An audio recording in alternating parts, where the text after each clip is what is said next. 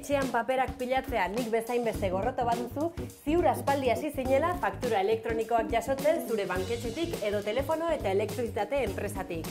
Orain, faktura horiek guztiak eta zure dokumentu garrantzitsuak Metapostan gorde ditzakezu, sareko postontzi eta gordailu elektronikoan.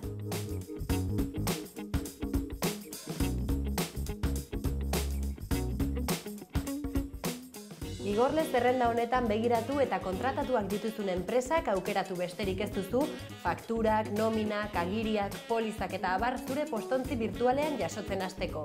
Nahi izan ezkero, dokumentu berri bat jasotzen duzunean, mezu elektroniko bat iritsiko zaizu zure postara. Bestetik, unibertsitateko titulua, familia liburua eta antzeko dokumentu garrantzitsuak eskaneatu eta Metapostara igo ditzakezu sinadura digital eta guzti. Lehen paperean zen euskan dokumentuak odeian gordetzeak baditu bere abantailak.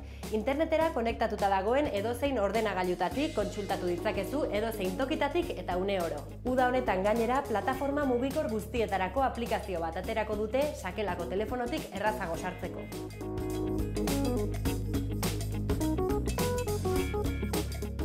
Segurtasuna bermatzeko datuak bi zerbitzari bikitan gordetzen dira.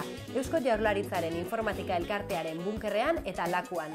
Informazioa ez da merkataritza xedeetarako ustiatzen eta igorleen identitatea ziurtatuta dago. Hortaz, zabor postarik eta phishinik edo iruzurrezko mezurik jasotzeko arriskurik ez dago. Erabiltzaileontzat doainik da eta alta emateko 3 modu daude. Irakurgailu digital bat baduzu, webunean bertan egin dezakezu sinadura elektroniko onartuaren bidez. Online banku bateko erabiltzaile bazara zure bankuko webunetik, edo bestela zure herriko kazetagunean egin dezakezu nortasun agiria eramanda.